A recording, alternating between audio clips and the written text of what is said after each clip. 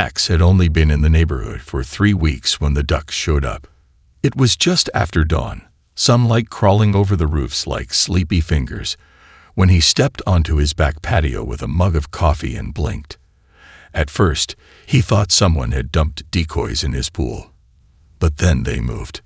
6 ducks, real ones, paddling silently in the deep blue of his backyard oasis, like it was theirs. They didn't squawk or flap. They just floated, watching him. Max slowly lowered his coffee, trying not to make sudden movements. He glanced left, then right. No one around. Sprinklers ticked to life on nearby lawns, filling the air with mist. The ducks kept staring. "Okay," Max muttered. "Sure. Weird, but okay." He didn't own pets, didn't even like birds, but maybe this was normal in this part of suburbia. He had no idea. He'd moved here to escape chaos, to blend in, lay low. After everything that happened in the city, anonymity sounded perfect. But the ducks had other plans. The next morning, there were 11 of them. By day 4, 23. Max began to wake up to the sound of soft flapping, distant honking, the splash of tiny webbed feet hitting chlorinated water. His pool had become an aquatic haven for ducks. And not just regular ones. Some had odd markings, black streaks through their eyes like feathered war paint. A few were enormous, as if from another continent entirely. Neighbors started to notice. Curtains shifted. Conversations slowed when he passed by. Lawn mowers paused mid-yard, but no one said a word until she did. Karen. She appeared on his front lawn like she'd been summoned from the depths of the HOA dimension. Bleach blonde bob, neon windbreaker, and a laminated rulebook clutched like a holy relic. Her lips were a tight line. Her eyes, pure suspicion. "I'm Karen. I run this neighborhood," she said without blinking. "We have rules. And those ducks. They're not on the approved animal list." Max stared. "They're not mine. They're on your property. They chose it." "Birds don't choose, Mr. Martin," she said, stepping forward like a warden inspecting a prison break. "They invade. I'll be filing an official notice." She turned on her heel and marched back to her perfectly trimmed lawn, clipboard swinging like a guillotine. Max watched her go, heart pounding. That night, he sat outside, watching the ducks float under the moonlight. He noticed one had brought a silver spoon. Where had it found that? Another was lining up small pebbles at the pool's edge. They were organizing, like they were planning something. And across the street, Karen stood on her porch, arms crossed, binoculars raised. This wasn't just about birds. Something strange was happening. And Max had no idea how deep it would go. It started with the notes. Folded sheets of paper slipped under Max's door. No envelope, no name, just neatly typed messages in an aggressively cheerful font. "Pool maintenance violations will be reported. Unauthorized wildlife presence noted. This is your final warning." Each one was signed simply, HOA Management. Max didn't need to guess who was behind them. Karen wasn't subtle. She had been patrolling the neighborhood like a hawk with a law degree. Every morning, she circled the block with a clipboard in hand, stopping to glare at Max's house like it personally offended her sense of order. But that wasn't the weird part. The ducks weren't leaving. In fact, they were growing in number. 35, 40, 42. And they weren't just floating anymore. They were organizing. Max saw them form lines on the grass, waddle in synchronized patterns, even switch positions as if they were rotating shifts. At first, he joked to himself, "Avian flash mob. Sure, why not?" But the more he watched, the less funny it became. Late one night, unable to sleep, Max grabbed a flashlight and stepped outside. The moon cast silver light across the lawn, making the pool shimmer like glass. The ducks weren't sleeping. They were working. 3 of them stood on the diving board, beaks dipping into the water, pulling up tiny objects. Coins, bits of plastic, a watch. They laid them out in a circle. Max crouched behind a bush, barely breathing. The ducks moved with eerie coordination, placing objects exactly apart, creating a perfect spiral. One duck quacked once. Short, sharp, a signal. Then, all at once, the flock turned toward the street. Karen was standing there, in a bathrobe, barefoot, staring, binoculars dangling from one hand, a phone in the other. She raised it to her ear. The next morning, 2 city trucks pulled up outside Max's house. One had animal control stenciled on the side in bold black letters. "Sir, we received a report of unauthorized livestock," one of the officers said, stepping onto the lawn with wary eyes. "Exotic birds, possibly diseased." Max blinked. "They're ducks." "They're numerous ducks," the second officer replied. "And your neighbor says they've been acting aggressively." He pointed to a note in his hand. It was typed in Comic Sans. Karen stood across the street, arms folded, smiling. Max turned to the pool. The ducks were perfectly still, floating like sentinels. Their eyes reflected the sunlight in an unnatural way, too bright, too aware. The officer stepped toward the water. Suddenly, every duck turned at once. 42 heads, 42 eyes, all locked on him. The officer froze. He stepped back. "We'll file a report." They left without further inspection. Karen's smile vanished. She stormed inside, slamming the door behind her. Max stood alone, heart pounding. This was no ordinary duck problem. This was a standoff, and something was about to break. Max was brushing his teeth when he heard it. The piercing wail of sirens, slicing through the soft hum of morning sprinklers. He spat out the foam, dashed to the window, and there they were. 2 police cruisers, crawling to a stop outside his house like wolves circling a campsite. Doors opened. Officers stepped out, hands on hips, eyes scanning everything. Max's stomach dropped. He was still in pajamas. He raced to the front door, yanked it open, and was immediately hit by the flashing red and blue lights strobing across his porch. One officer approached. Square jaw, reflective sunglasses, serious energy. "Are you Max Martin?" Max nodded. "Yeah. What's going on?" "We got a call from your HOA," the officer said, flipping open a notepad. "There's been a formal complaint. Something about," he squinted, "unauthorized exotic livestock being kept on the premises." Max blinked. "Livestock? You mean the ducks?" Before the officer could respond, a chorus of sharp quacks erupted from the backyard. All 3 men turned. The officer frowned. "Mind if we take a look?" Max hesitated. He should say no. He should stall. But the officers were already moving. He followed them around the side of the house and froze. The ducks were gone. The pool, which had been home to 42 waterfowl less than an hour ago, was completely empty. Still, clear. No feathers, no ripples, no ducks. Just silence. "What the hell?" Max muttered. One officer walked to the pool's edge, crouched, and dipped his finger in. "Looks clean. Normal. No sign of animals at all." The second officer gave Max a skeptical look. "You sure this isn't just a prank?" "I swear, they were here." Max spun around, scanning every inch of his yard. No ducks. Not even tracks in the grass. Karen was standing on her porch, watching. The officer turned toward her. "You filed the report, ma'am." Karen nodded. "They were here. 42 of them. Violent. Organized." The officer paused, pen hovering. "Organized." Karen's mouth opened, then closed. She glanced toward Max, then toward the empty pool. Something in her expression flickered. Fear. Max saw it. For the first time, Karen looked uncertain. "Look," the officer said, slipping the notepad back into his pocket. "We'll file it, but we're not animal control. No ducks, no crime." He tipped his head. "Have a good day." They left.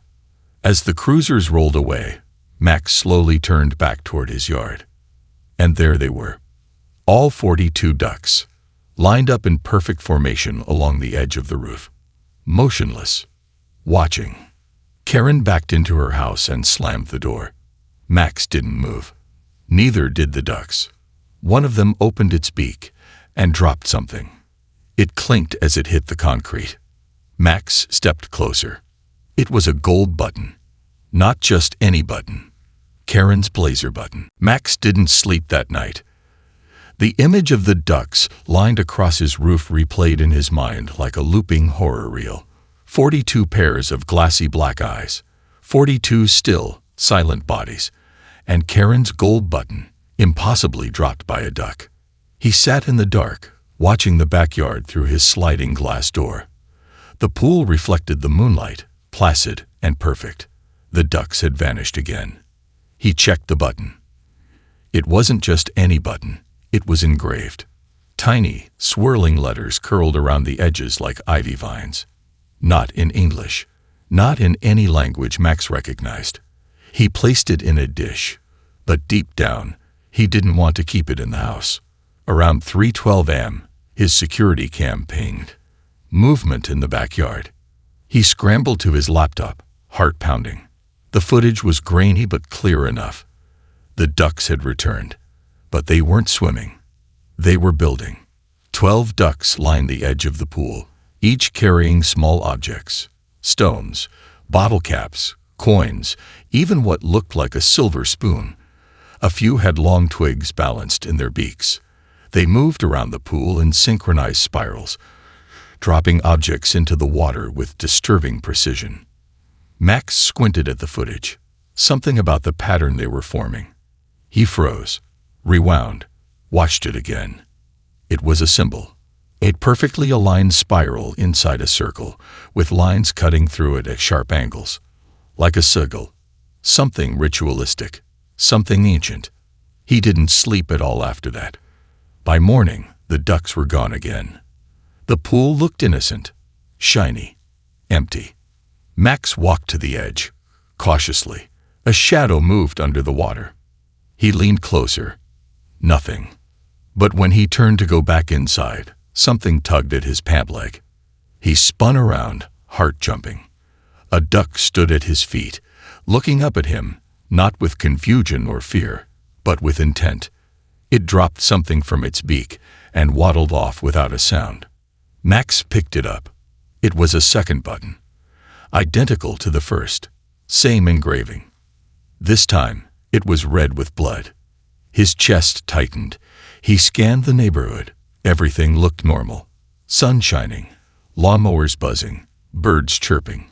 But something was off. Across the street, Karen's car was still in the driveway. But she was gone. No morning patrol. No clipboard. No passive-aggressive glares. Max waited. Nothing. Hours passed. By sunset, there were rumors. She hadn't shown up for the HOA meeting. Her blinds were still closed. Max's phone buzzed. An anonymous message. Check your pool. Midnight. Come alone. No number. No trace. The screen went black. And in the distance, just barely audible over the wind, came the low, rhythmic sound of quacking. Slow. Measured. Like a countdown. At exactly 11:58 p.m., Max stood by the edge of his pool, hood up, heart thudding against his ribs like a warning drum. His breath clouded in the cool air, though it wasn't cold enough to explain it. No ducks. No movement. No sound. Not even wind. His backyard, normally alive with the ambient hum of sprinklers or far-off sirens, was dead silent, like the world was holding its breath. Then, without warning, the porch light behind him flickered. Once. Twice. Gone. Max turned and saw them. 42 ducks, standing in a perfect half-circle on the grass, just behind the fence, all facing him. None of them moved. Not a waddle. Not a twitch. One stepped forward, slower than the others. This one was different, larger, darker feathers, with a strange green shimmer that almost looked metallic. It dropped something into the grass.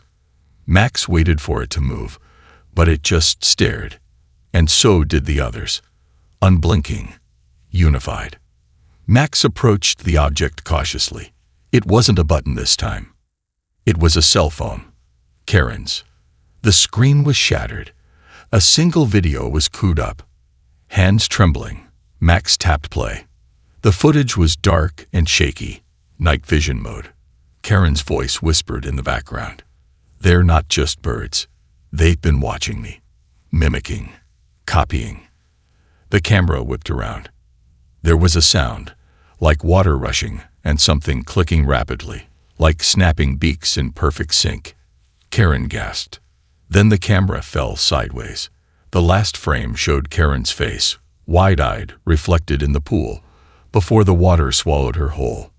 Max stared at the phone, chilled to his core. He turned to the ducks. They were gone. All of them. Every last feathered figure had vanished into thin air. Then came the knock. Bang, bang, bang. Max flinched. The sound came from the front of the house. He sprinted threw open the door. Karen, or something that looked like Karen.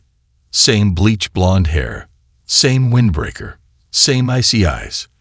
But there was something wrong. Her skin was paler. Her smile was too wide. Her posture too stiff. She held a clipboard, like always. But when she spoke, it wasn't Karen's voice. It was flat, hollow, almost like it was being played back. "We, the HOA, demand compliance." Max's throat went dry. "What do you want?" The figure tilted its head.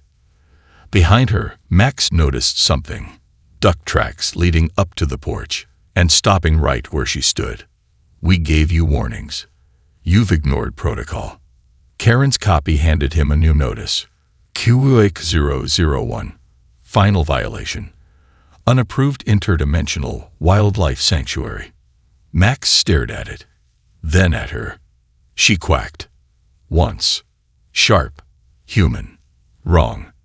And vanished. Max didn't sleep. Again. The clipboard still sat on his kitchen table, its paper glowing faintly under the kitchen light like radioactive parchment. Quack 001. Final violation. It read like a joke, except he'd seen Karen's replica vanish into thin air. And the ducks weren't hiding anymore. By sunrise, they'd taken over the entire block.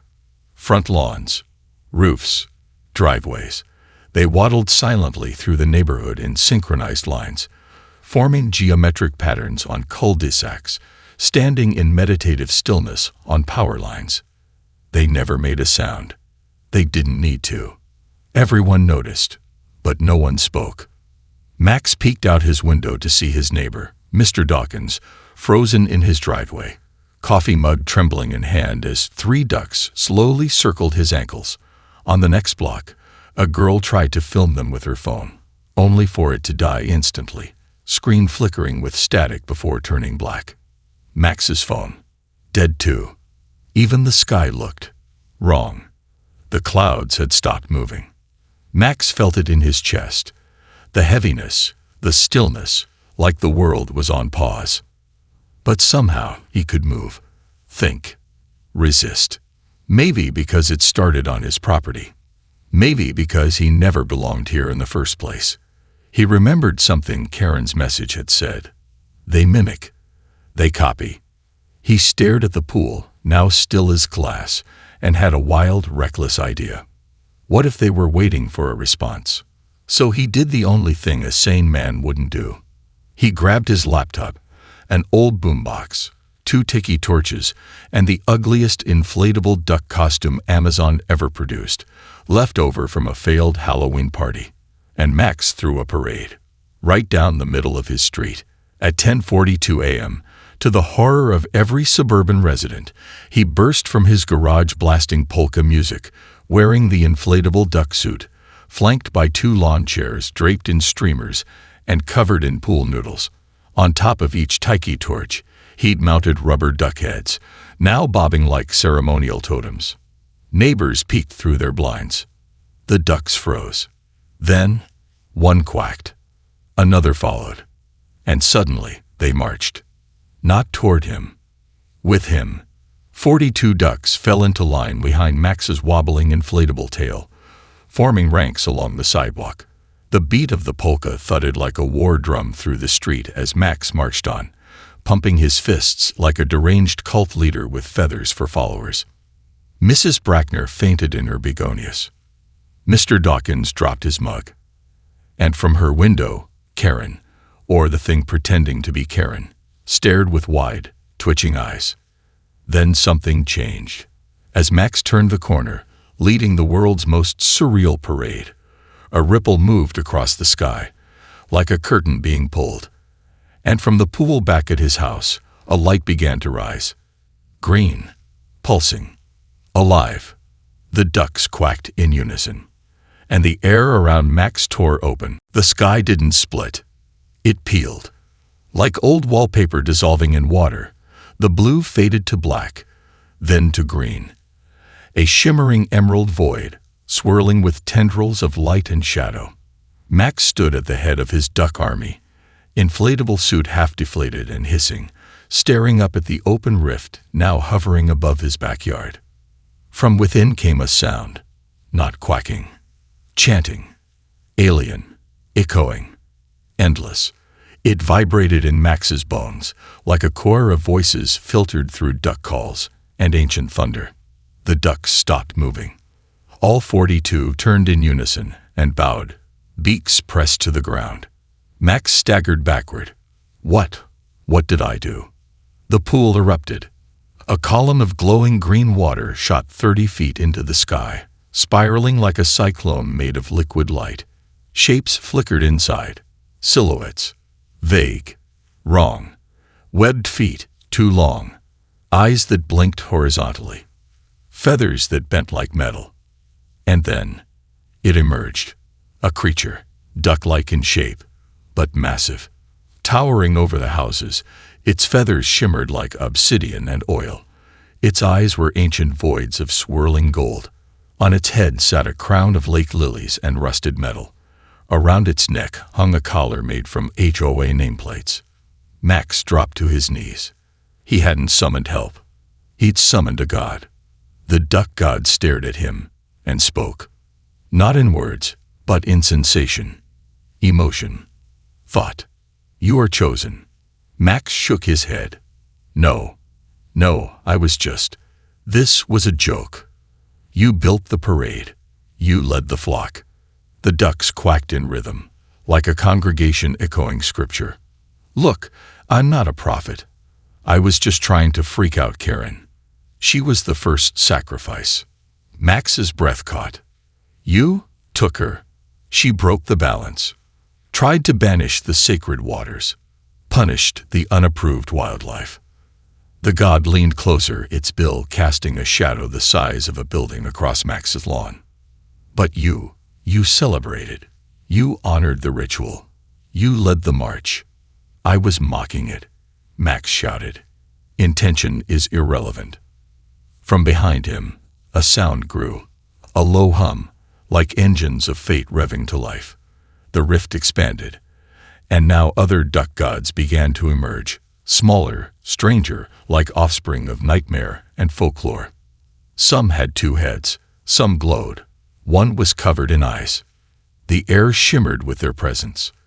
And then, across the street, Karen's house collapsed in on itself. Not like it exploded, like it was swallowed. Gone. The ducks didn't react. They simply realigned, facing the rift, waiting. Max Martin, keeper of the threshold, defender of the sacred quack. Max's inflatable duck suit finally gave up the ghost and fully deflated, sagging around him like a popped balloon. He stood alone at the edge of gods and madness, and the final quack echoed across the skies, signaling the beginning of the quackening. Max stood frozen. The sky pulsed with unnatural light, swirling around the towering god duck. The rift above him quivered, its edges laced with electric green energy, as if the universe itself had bent its rules just to let these creatures slip through. The god-demon duck's golden eyes bored into him, It was waiting, watching. The other ducks, the lesser gods, if they could be called that, had circled around, surrounding Max like a vast, unfathomable army. He swallowed. "What do you want from me? Your choices have opened the path." The god's voice was like the shifting of tectonic plates, deep and reverberating, shaking Max to his core. "You must complete the ritual." Max's heart hammered in his chest. "Ritual? I don't even know what I'm." The god duck tilted its head, its golden eyes narrowing, as if studying Max's very soul. "You will lead the way, to the new world, to the new order." Max blinked, the weight of its words pressing down on him. The other ducks flapped their wings in synchronized rhythm, their chants growing louder, vibrating the very ground beneath him. This wasn't just a prank gone wrong. This wasn't some simple duck issue. Max had unknowingly opened a portal, a gateway to an ancient cosmic order where ducks were more than pets. They were gods, keepers of the rift, the gateways to another reality. And he had invited them. "Wait," Max shouted. "I didn't mean to. I was just trying to get back at Karen." But as soon as the words left his mouth, the air around him seemed to thicken, like the universe itself was listening and mocking him. Karen is no longer necessary. She was a tool, a servant. Max's stomach churned. Then why me? The god's beak creaked open, and for the first time, Max noticed something even more disturbing. Something had been eating away at the god duck's form. Pieces of it were breaking apart, disintegrating, like it was barely holding together. "You will bring us what we need." The rift above seemed to pull at the atmosphere, the green glow intensifying. And suddenly, Max understood. This wasn't a simple animal migration. This wasn't some cosmic wildlife sanctuary. They were here to consume, to invade. He had been chosen, not to lead, but to deliver. The god duck's eyes narrowed again. "The balance has been restored. Now, you are ours." Max took a step back. His feet found the earth, solid beneath him. He glanced over his shoulder, where Karen's house had vanished completely, a yawning hole where the foundations used to be. Max felt a surge of determination. Not today. Without thinking, he grabbed the golden button he'd found in his backyard, the same one Karen had dropped before vanishing into the void. He held it up, facing the god duck, his pulse racing. The god's gaze faltered, just for a split second. Max sprinted. With everything he had left, he raced towards the pool, the heart of the rift, the epicenter of this insane cosmic horror, and he tossed the button into the pool. The instant it hit the water, a massive shockwave rippled outward, a jagged burst of energy that sent the ducks scattering, their chants silencing. The rift above shuddered violently, like the stitches of a wound being torn apart. The god duck screamed, its voice a chorus of breaking glass and screeching metal. And then, silence. Max collapsed at the edge of the pool, gasping for air. The ducks were gone. The rift was gone. The sky was normal. Just a patchwork of clouds, hanging like they always had. The neighborhood was still there. His lawn, his mailbox, everything was exactly as it had been. Except for Karen, whose house was now completely replaced by a massive rubber duck statue. Max blinked. Was it a dream? He looked at his hands, still trembling. The golden button in his palm, now tarnished and dull, seemed to hold a strange weight. But in the distance, faint but unmistakable, a quack echoed, soft and distant, like a promise. Max took a deep breath. And then, with a weary smile, he whispered to the air, "Maybe I will move."